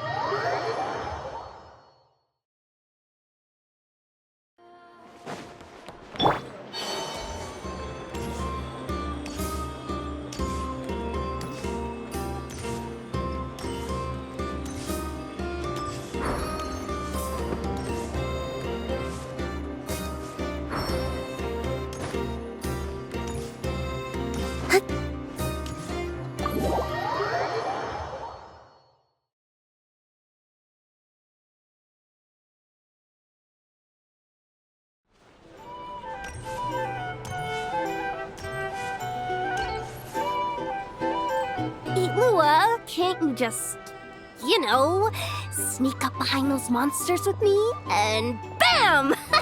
Take them all down? I can act 3 times in a round, and there are only 4 monsters in total. I'll take 3 down. You just gotta handle the last one. I can draw the monster's attention from the front, but sneak attacks... Well, there isn't much we can do. Itlua's a Lock Knight who chose the Goblet of Justice. Indeed. If Itlua were to strike from behind, he would be forced to become an Oathbreaker Knight. A significant penalty would apply to all actions going forward. Oof, that's not good. If we don't defeat all these monsters in one go, those explosives are going to blow us sky high. There's another way. I can use Raging Torrent to dash straight into the thick of it, then detonate the explosives. No, that won't do it all. Your character would get wiped out that way. We finally managed to gather the party and have such a lovely time together. It would be such a shame if you were the only one who got wiped out. But if we don't do this, the character that you've been playing for so long might get wiped out too, Miss Navia. Wouldn't that be worse? I only just started playing. Please don't. Wait, I've got another trick up my sleeve. Navia, put that crumkake away. Uh-oh, that move was blocked too. These pieces on the table, and the stuff you were saying just now, you're playing... A savior has arrived! Right on time! Quick, come join us! Oh, Clorand, this doesn't count as violating the rules, right? If she's willing to join us. Oh, by the way, we're currently playing on easy mode to accommodate the newcomers. Traveler, would you like to continue the adventure with us? You definitely would, right? Oh, come on! Any more questions and those explosives are gonna send us flying! Good. Since you haven't played a script for a while now, you may have one chance to reselect your skills. The skills you can modify are cooking and medicine. What do you think? Would you like to make any changes? Very well. In that case, you want to learn the cooking skill, yes?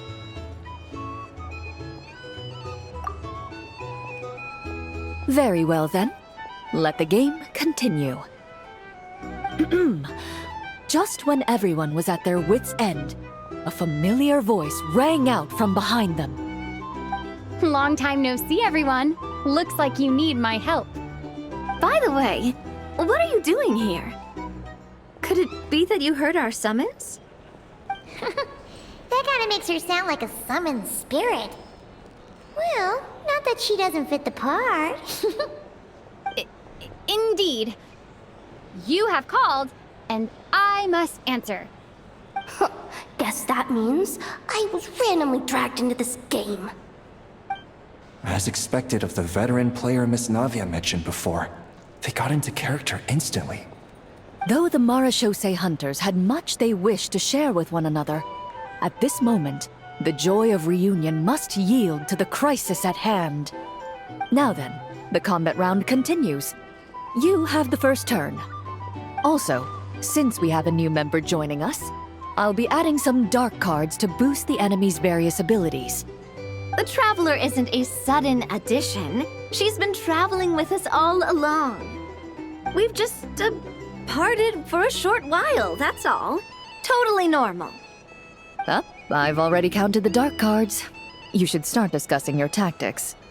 You're so strict, Cloran. Anyway, let's stick to the original strategy. Now that we have the Traveler with us, we have enough people. Itlua and I will hold the line out front against the monster's assault. Yehoda, Traveler, you circle around the back and take them all down in one swoop. All right, leave it to me. We Masters of Chi get huge damage boosts when attacking from behind. But why are you a chef? How's a chef gonna perform a sneak attack?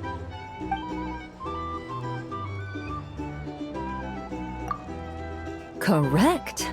Your frying pan is a blunt weapon that, given the right card draw, can inflict prolonged stun effects on enemies. So that's how it is.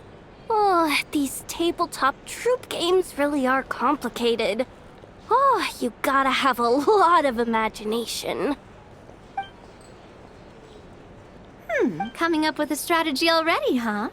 Nice work, Traveler. But let me say one more thing. Itlua, don't go charging in alone this time. I understand. A Lock Knight's duty is to protect their companions and be their shield. Sorry, I always can't help myself. Oh, don't worry about it. I can act 3 times in a round, so I'll definitely keep up with you. Just play however you want. All right, Itlua. We'll be counting on you. Then I shall use the skill attached to the Lock Knight's shield, Wrath of Righteousness. The Lock Knight raised their shield, chanting the knight's creed out loud. The monsters were completely captivated by the radiance of justice, and the fearless knight standing within that light.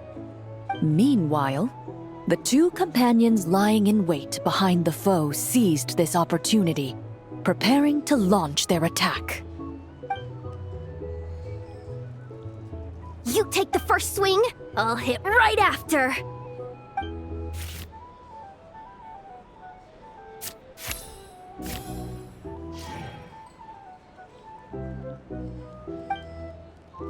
The Marachose hunter suddenly leapt out from the bushes, violently slamming the frying pan into the enemy. However, while the Marachose hunter was no ordinary chef, the frying pan was just an ordinary frying pan. As it struck the back of the enemy's head, it shattered into pieces. Stunned for a moment, the enemy turned around, glaring at the now unarmed Marachose hunter. That didn't work at all. Okay, whatever. The monsters are charging at me anyway. I'll just stand, plant, and blow them away with 4-element strike. Ah! That hurts! Who bit my leg? Huh? Ashru? What are you doing here?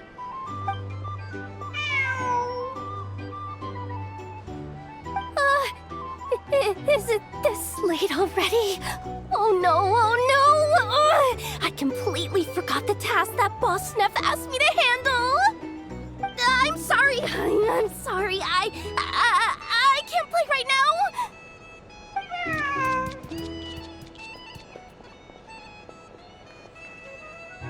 Ashru! Wait for me! Hey, why are you running off so fast? Well, it seems we'll have to end our game here for today. Navia, put the monster sign back where it was. I saw that.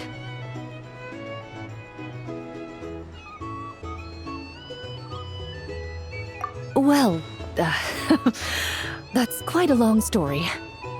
If we get the chance, we can sit down and discuss it in detail. Actually, didn't Itlua say he wanted to invite a colleague to play with us? Since this game's paused anyway, why don't we take this chance to go find him? The more people we have, the more fun we'll have. Mr. Flint's? Yeah, I'm sure he'll play with us if we go look for him.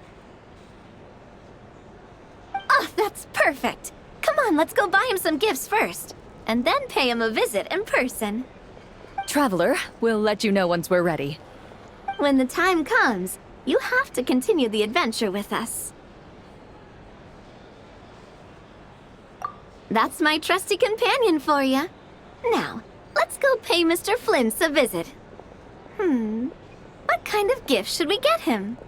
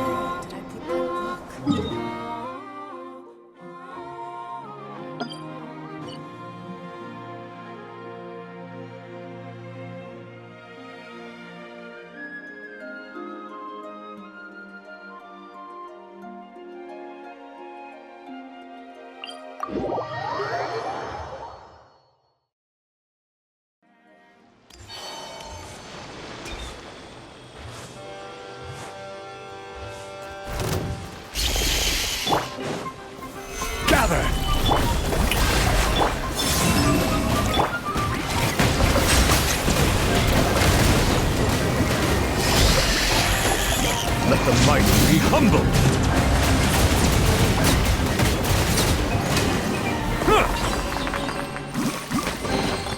Abandoned property belongs to whoever finds it first.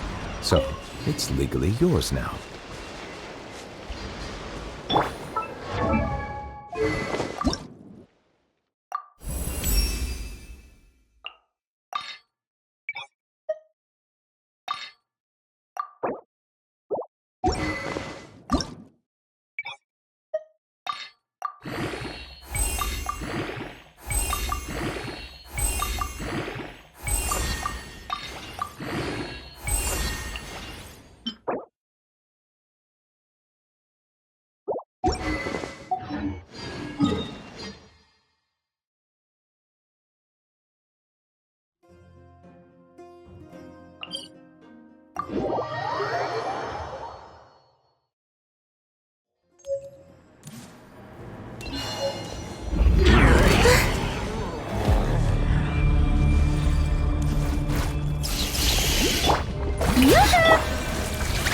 Solidified!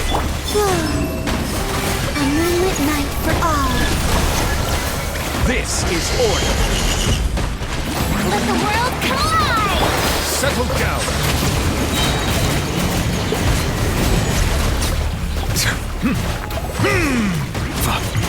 The tides beckon.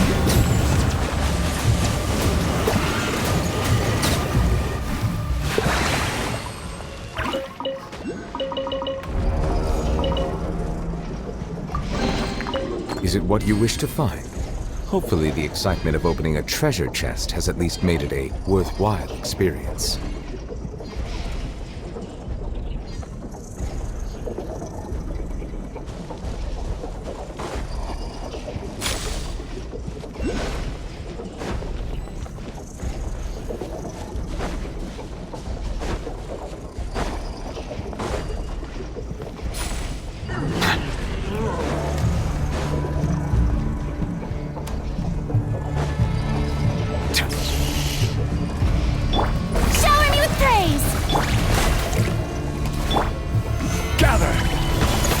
A new Order! Silence!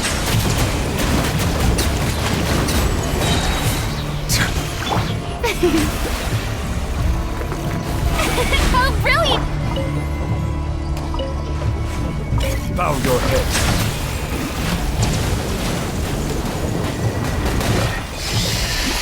Let my name echo in song! A moonlit night for all. Stabilize!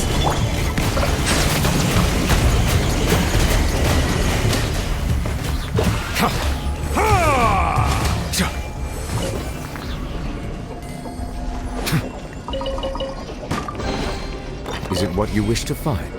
Hopefully the excitement of opening a treasure chest has at least made it a worthwhile experience.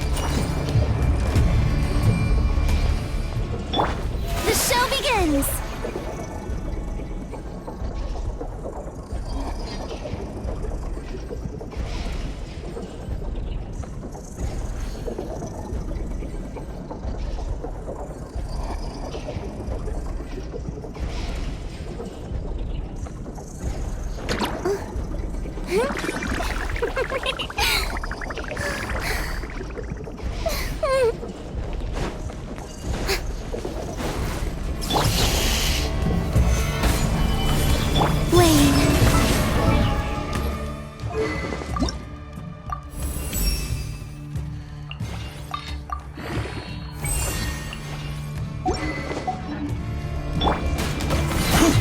Order guide you.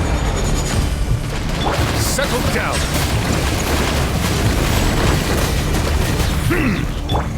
May I present... Yeah. Gather. 3 moons converge.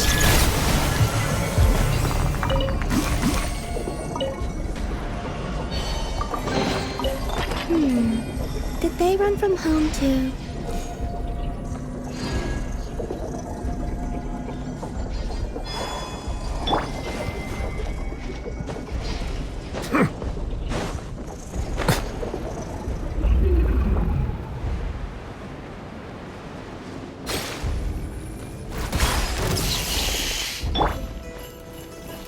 Quake!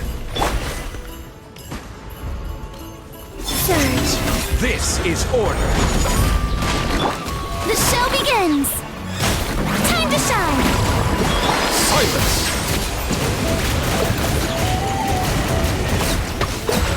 Let the mighty be humbled!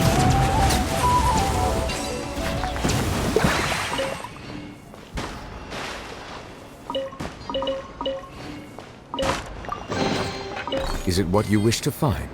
Hopefully the excitement...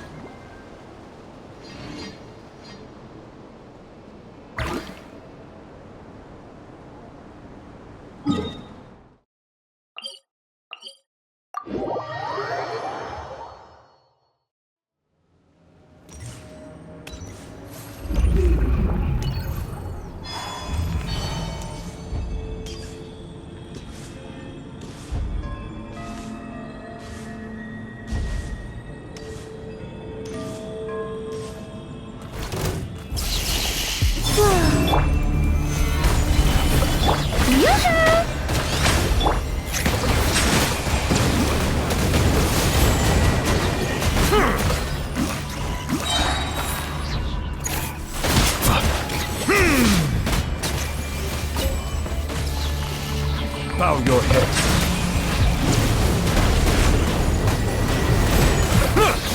Order guide you. Solidify. Surge. A moonlit night for all.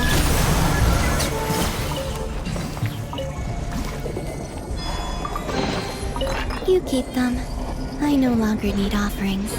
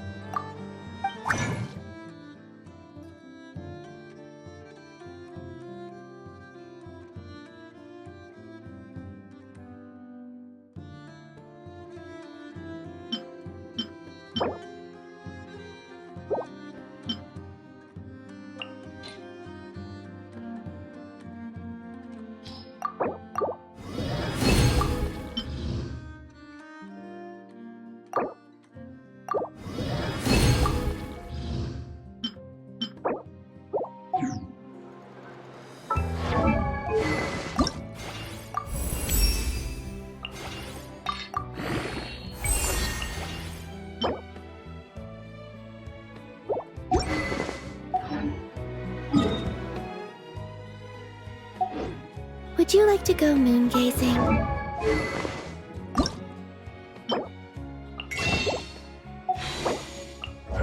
You can...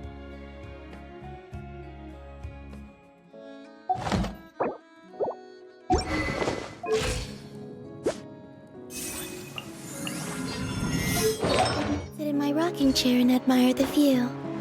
Or we could go to the moon and get down at that.